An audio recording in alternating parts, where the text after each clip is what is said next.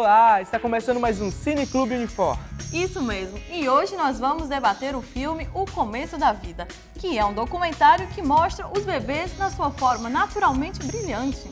O começo da vida faz a gente refletir sobre os bebês como parte da sociedade. Estamos cuidando bem dos primeiros anos de vida que definem tanto o presente quanto o futuro da humanidade? Bom, eu fiquei curiosa, e se você também ficou, preste atenção que o debate vai começar agora. Então estamos iniciando mais um programa Cine Clube Unifor, prazer muito grande começar mais um semestre de atividades. O filme de hoje é O Começo da Vida. Estamos aqui para falar sobre o que acontece nos 3 primeiros anos de vida de um ser humano. É um prazer muito grande ter aqui o professor, e doutor, pediatra Álvaro Madeiro, e o psiquiatra infantil Alexandre Aquino, que aceitaram o nosso convite para debater esse filme tão instigante, tão rico. Agradeço também a presença de todo mundo, e queria, como a gente sempre faz, deixar você bem à vontade para papear, para a gente conversar, começar perguntando para o Álvaro por que a gente deve assistir esse filme, fazer uma propagandazinha aí, por que é importante a gente pensar sobre isso.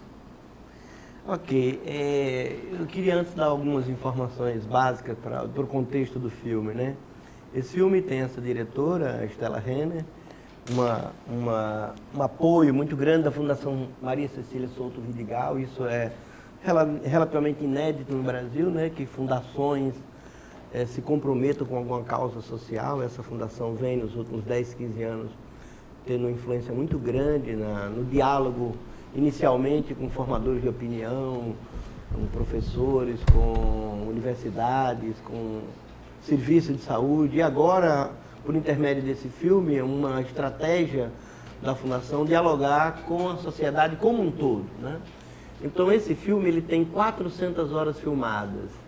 Vocês acabaram de ver apenas 1h30, Então, esse é o pano de fundo do filme. De alguma maneira, eu acho o subtítulo muito audacioso, mas trata-se disso, discutir o renascimento da humanidade.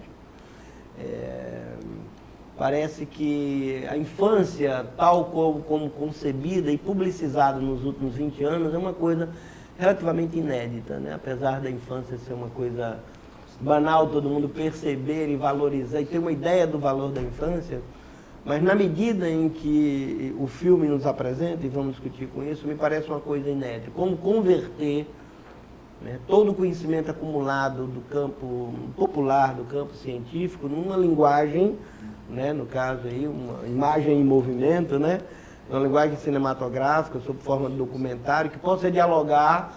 Aliás, é o primeiro filme brasileiro que entra no Netflix e foi passado também na Assembleia Geral da ONU, Para vocês terem uma ideia da capilarização, do interesse que o mundo todo está tendo nesse filme. Esse filme foi filmado em 9 países, ali tem mais de 150 pessoas entrevistadas, desde mulheres populares, até a nossa estrela, o Nobel de Economia, o James Heckman, etc.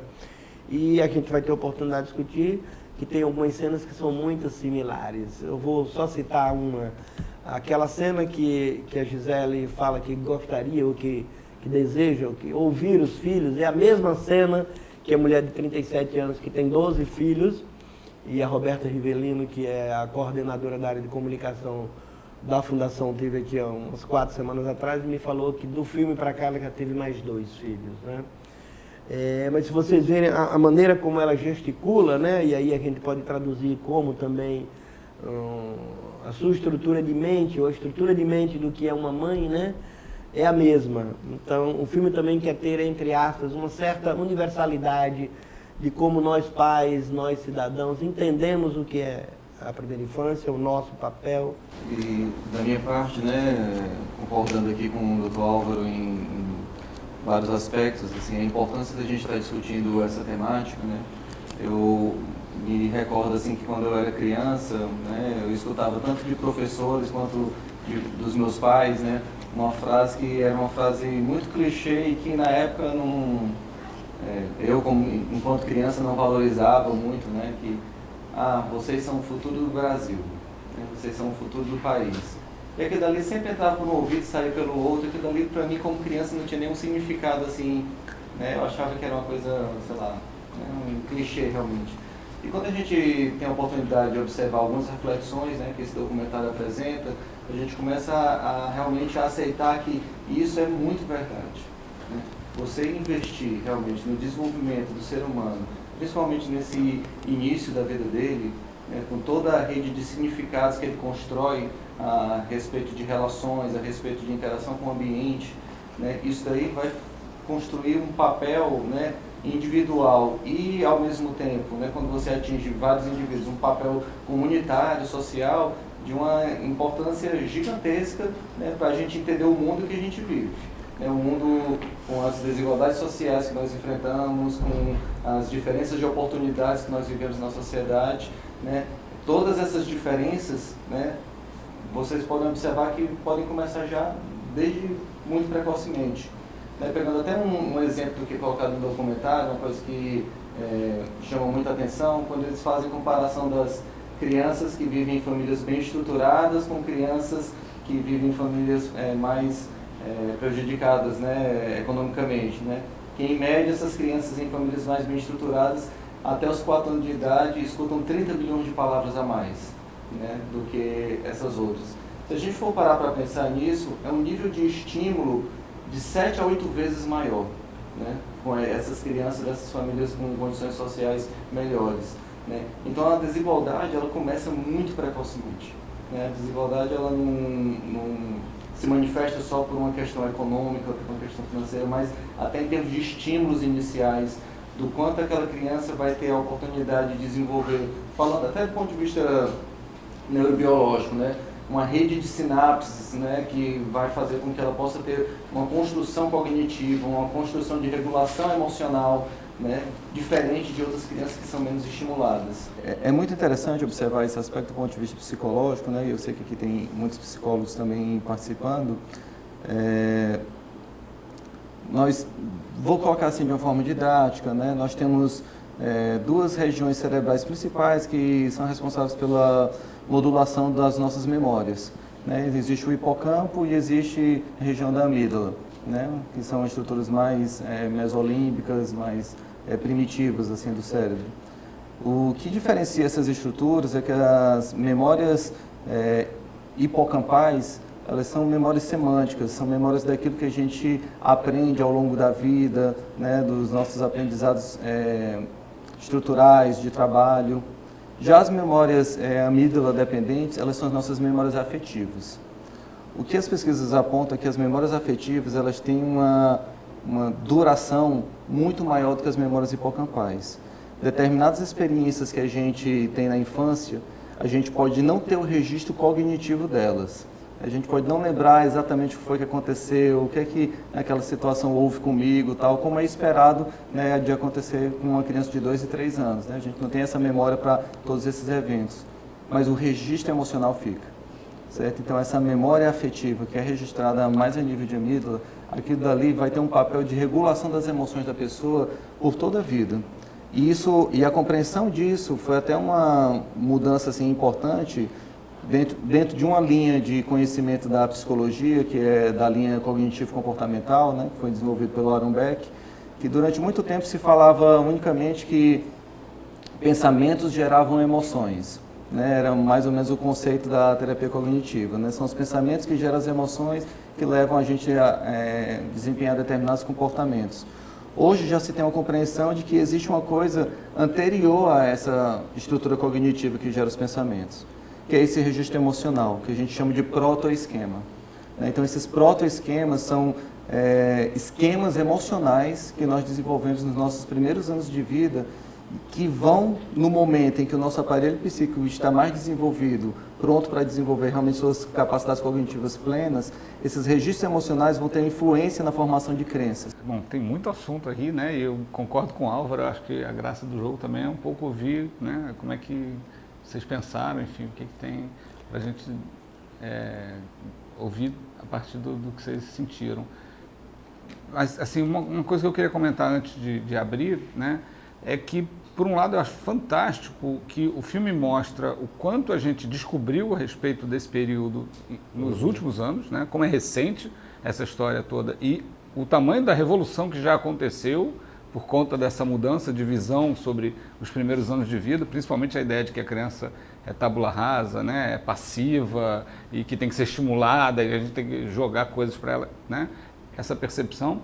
Por outro lado, como a gente ainda está longe, né, quer dizer, como ainda estamos muito, não digo Brasil, né, o filme tenta trazer esse caráter universal mesmo, vários lugares e tal, mas como a gente está longe, eu queria só comentar uma informação que eu acho que é muito importante que o filme traz, que não é novidade para ninguém que vive no mundo em que a gente vive, que é como é danoso o sistema capitalista, né? Que sistema maluco é esse que te remunera pelo trabalho produtivo, mas que não valoriza o trabalho de criar outros seres humanos, né? De cuidar de um ser humano, né? Tem uma entrevistada que fala isso com muita clareza, né? Não vale nada, quer dizer, claro que vale, a gente sabe que vale, mas não tem valor de mercado, não tem valor econômico. A outra ideia que o economista diz, né? $1 investido na infância, né, rende mais do que qualquer coisa que você fizer em termos de investimento no mercado. E, no entanto, né, a gente investe em tudo, no mercado inclusive, e investe pouco nesse futuro, né, nesse manancial, né, que é de fato o futuro do Brasil, o futuro da humanidade. Né? Muito bem. Alguém quer fazer alguma pergunta, comentário? Eu acho que é muito interessante, eu acho que essa perspectiva, eu acho que até possa ser uma perspectiva nova de voltar esse olhar para a infância, né, para a primeira infância. Que a gente observa assim, que as políticas públicas elas não são muito voltadas para esse público, né? E aí é um público, aquele economista falou, mas eu tinha lido um artigo há muito tempo de uma economista, a Sônia Rocha, que ela trabalha a questão da pobreza. E aí lá ela vai e coloca, né, que o público que é menos priorizado e o mais afetado com essas condições da pobreza é o público infantil, né, que são as crianças, são os públicos mais vulneráveis. Então, assim, são tantas questões. Eu vim muito assim, na perspectiva de me perceber como ver a questão da maternidade. Mas quando você chega aqui, são questões coletivas tão maiores que essas questões, essas dúvidas voltadas para a questão da maternidade, não que sejam importantes, que são, né? Mas a gente começa a perceber mais a dimensão coletiva, né, da importância em se proteger a primeira infância. E é isso, parabéns, gostei demais, anotei um monte de coisa, achei bem bacana. Legal, obrigado. Esse é um bom gancho, né? Essa história da maternidade e podia puxar a discussão da história da tradição, né, que ele menciona aqui, né? De que a gente estaria perdendo esse caráter coletivo da criação por causa da família, né, nuclear. E como é que vocês veem isso? É perigoso? E eu teria duas sugestões para a gente enveredar por esse caminho que vocês dois sugeriram. O primeiro com um documentário, um vídeo muito curto, de menos de 4 minutos, chamado Caminhando com Tintim. Alguém já viu? Está no YouTube, é um vídeo interessantíssimo. E mais recentemente, a Eliane Brum, na esteira do filme Que Horas Ela Volta, escreveu um artigo no El País chamado Onde Moram os Marrons, que era, juntando os dois, né, uma visão de construção da nossa vida social, né, a partir de uma metáfora que, inclusive, um psicanalista, num livro muito denso, muito complexo, o Christian Dunker, né, sobre a metáfora do condomínio, né? Toda metáfora, nesse sentido, é metáfora coletiva, não diz respeito a uma responsabilização individual. Mas a ideia de que o condomínio é uma estrutura de segregação, né? Eu e meus amigos podemos viver num condomínio pretensamente seguro e segregado da sociedade. A gente não transita na sociedade. A Eliane Brum pegou a ideia de que um casal de amigos viajou pela Europa e descobriu que pela primeira vez os filhos andaram na cidade. Porque na cidade, em São Paulo, onde eles moravam, ele andava de carro blindado da casa, aliás, do condomínio fechado, seguro, para o colégio, do colégio de carro blindado para casa.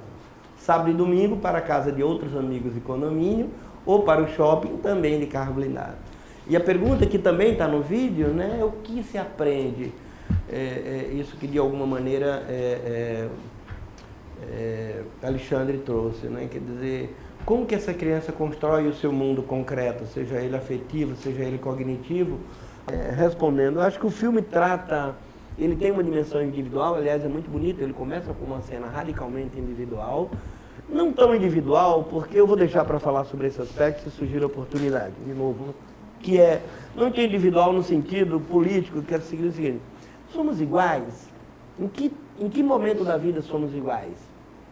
Eu já aprendi com meus amigos psicólogos, provavelmente com a psiquiatria também, que não somos iguais, porque nossas histórias ancestrais não são iguais, né? Quando minha menina nasceu, ela já tinha uma avó, né? A segunda já tinha uma irmã, já tinha uma rede de tios, ela foi embebida num lastro cultural.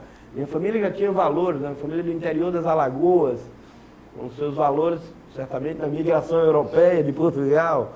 Enfim, ela já tinha uma história, ela ainda estava, aliás, ela estava na minha cabeça e já tinha uma história, né? Depois na barriga e depois eu nasci. Então, se tiver um momento, se tiver e ele não existe, né, em que somos iguais, né, nessa perspectiva ampliada, é o nascimento. Um gancho nisso que o Flávio está comentando, um outro dado também que chama a atenção, que foi produzido pelo grupo aqui do Núcleo de Estudos de Violência, acho que é da UFC, se não me engano, esse núcleo. Tem. Mostrou, salvo engano, um dado recente deles, que uma criança de uma camada popular, né, tem 2.500% mais chance de morrer por homicídio na adolescência do que uma pessoa da classe média. Né? 2.500. 2.500% mais chance, né, de morrer por homicídio. Né? Então é um nível de desigualdade assim, sem palavras. Né? Eu tive a oportunidade de visitar por conta de um projeto aí, enfim, de pesquisa lá do nosso grupo, eu tive a oportunidade de ir ao Barroso, ao Conjunto Palmeiras e ao Janguru-Sul. E posso imaginar agora por que essa diferença é tão brutal, né, comparado com os bairros mais nobres da cidade. Meu nome é Jamile e eu curso psicologia aqui na Unifor. A gente parando para analisar, né, um pouco a questão da infância, eu acho que fazendo uma volta ao tempo, né? Antigamente a infância já não era muito valorizada, não se dava voz à infância, né? Como você for olhar a etimologia, né, da palavra, infância é aquele que não fala, né? Aquele que não tem, digamos, voz.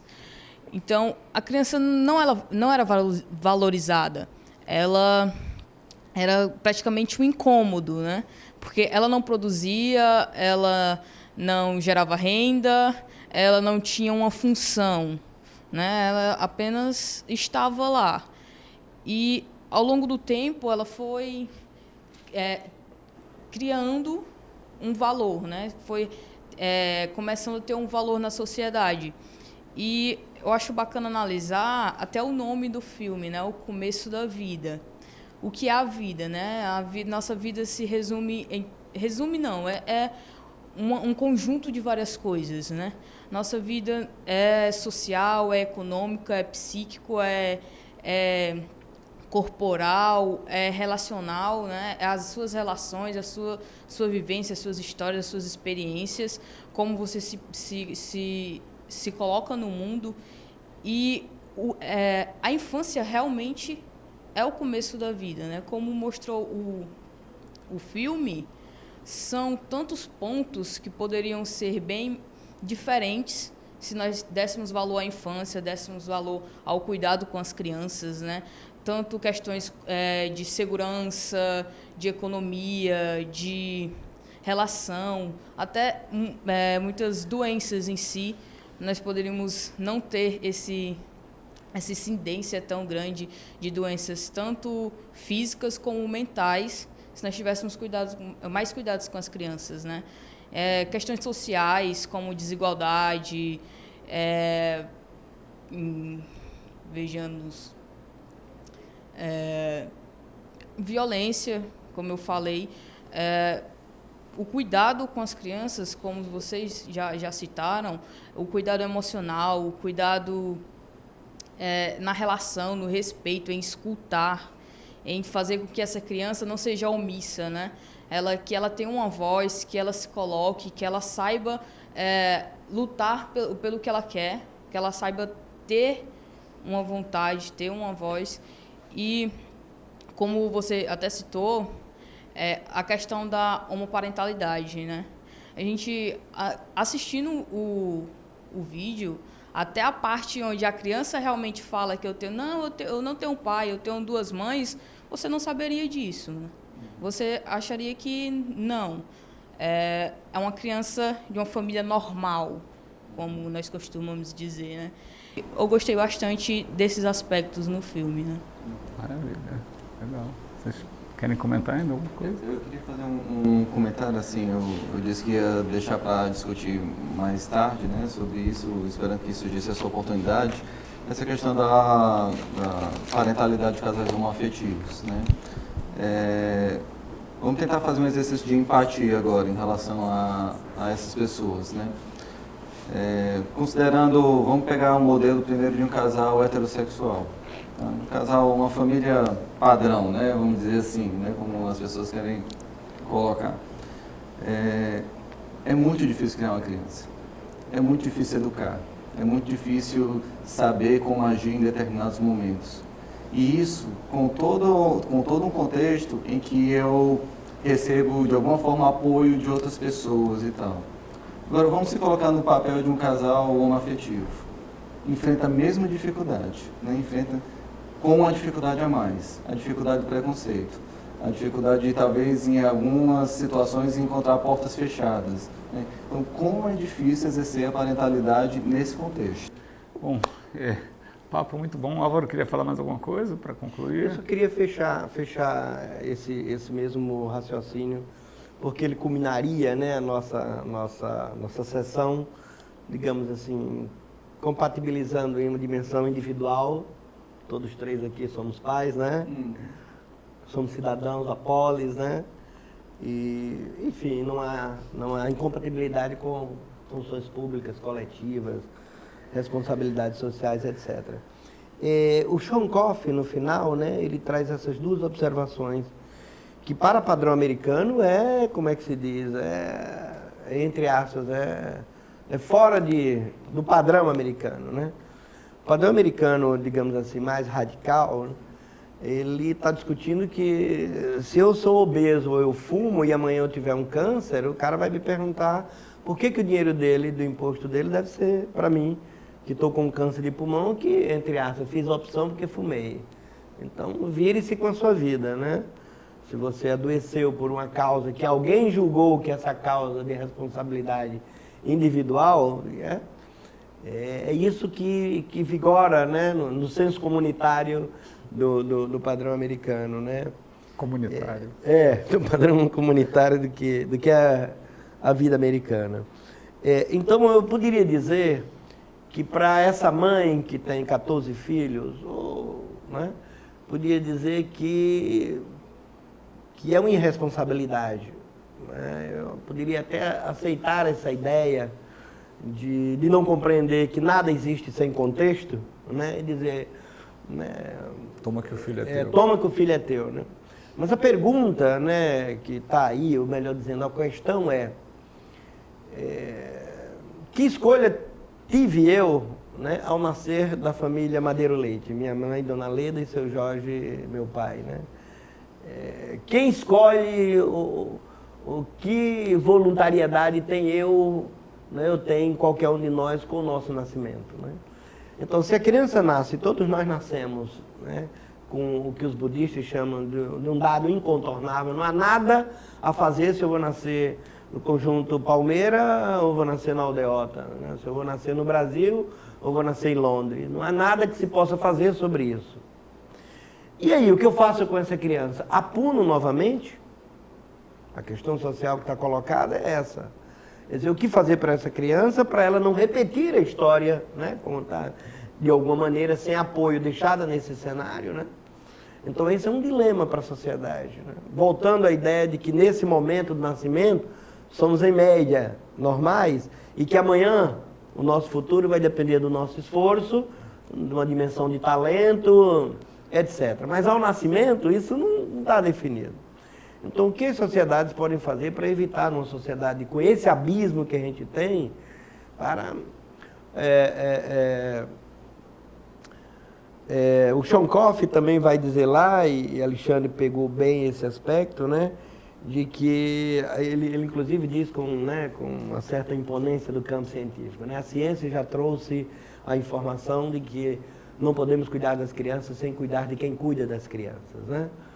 Então, eu particularmente estou envolvido em alguns projetos coletivos de visitas domiciliares para ajudar as famílias que estão, como ele diz lá, sobrecarregadas com a própria sobrevivência. É necessário a gente reconhecer, e essa é também uma divulgação muito ampla do campo neurocientífico, que a ideia da construção humana, ela mimetizaria um edifício. Não dá para fazer o 8º andar sem fazer o 7º, sem fazer o 6º, etc. Então, a ideia de que os 5, 6 primeiros anos são essa base a partir da qual todas as outras dependem. Eu vou dar um exemplo pessoal para encerrar. Eu tinha um cliente que foi morar na Alemanha, pode até ter um parente dele aqui. Ele tinha 5, 6 anos, e ela, agora com o WhatsApp, ela me mandava WhatsApp, desceu, gripou, internou, não internou. E lá pelas tantas ela disse, eu estive ontem no colégio, fiquei tão feliz. O que foi que aconteceu? Eles disseram que ele é um nativo, ele não tem sotaque. 7, 8 meses morando na Alemanha, um menino de 5, 6 anos, considerado nativo. Voltou, terminou o apoio dele, voltou, foi lá no consultório, e muito animado com esse joguinho, sentou lá, praticamente não falou comigo, eu tentei falar com ele no joguinho, disse, bom, deixa que uma hora ele vai falar comigo. Ele ficou lá no joguinho e não falou, e eu disse, peraí, eu já conhecendo a peça, né, eu disse, peraí que eu vou fazer uma coisa com ele. Eu disse uma palavra em alemão, aí ele levantou a cabeça assim. Eu disse 2 palavras em alemão, ele levantou um pouquinho mais. Quando eu disse a vermelha, a terceira, ele caiu numa gargalhada e disse, fala errado, igual a mamãe. O que eu estou querendo dizer com isso? Que se eu for para a Alemanha hoje, eu vou passar 30 anos para aprender meia dúzia de palavras. Eu preciso de uma motivação, de afeto e de uma garra. E mesmo assim, ao abrir a boca, todo mundo sabe que eu sou um gringo que mal aprendi o beabá. Um menino de 4 ou 5 anos está no auge do desenvolvimento do cérebro para aprendizagem na segunda língua. Isso vale para voltar, isso vale para a empatia, com a descoberta dos neurônios espelhos, para o reconhecimento da alteridade. Lembra que a mãe falou da função paterna no final do 2º ano, do 1º ano? A alteridade, não existe só eu e minha mãe, existe um outro. E como é lidar com esse outro, com esses dois? E eu entro na escola, tem mais outros, né? Então essas funções, elas têm determinados momentos-chave, chamados janelas de oportunidade para desenvolver. Isso não significa que não poderá se desenvolver numa outra fase, seja com responsabilidade individual, o problema do esforço, seja pela resiliência que tem uma dimensão coletiva, seja por apoio social, mas o investimento será sempre desse tamanho e o que se obtém será sempre menor do que se aproveitar aquele momento específico que eu estou desenvolvendo a visão, que eu estou desenvolvendo o autocontrole, as funções executivas, a autorregulação, a flexibilidade mental e cognitiva, as minhas memórias. Então, era essa outra ideia que também tem que vingar, porque vejam a dificuldade que a gente tem, por exemplo, para qualificar os trabalhadores depois que eles têm 20 e 30 anos. Não é? As conexões que deveriam ter sido originadas lá, e o desenvolvimento da lógica, da matemática, a noção de perigo, etc., isso ficou prejudicado, né? Então, voltando à ideia de um esforço social, dar a todos o melhor início da vida possível e deixar a vida depois se encarregar. Agora, com 2/3, como nós temos, né? Voltando à ideia de desigualdade, em média, para ser benevolente. Lembrem-se que 2/3 do Brasil é a população quase entre a França e a Alemanha, 60, 70 milhões de habitantes. Movimenta a economia e faz a gente a 7ª, 8ª potência. Muito bem, gente. Muito obrigado, Álvaro e Alexandre. Ótimo papo, muitas coisas para a gente pensar, né? Palmas para nós. E aí, curtiram o debate? Eu tenho certeza de que curtiram, Clarice. E se você realmente curtiu, aparece nas gravações. Elas acontecem todas as quintas na Sala A da Videoteca da Unifor, a partir de 1h30 da tarde. Isso mesmo. E não esqueçam de curtir o Cineclube nas redes sociais. Eu encontro vocês na próxima sessão. Tchau! Tchau!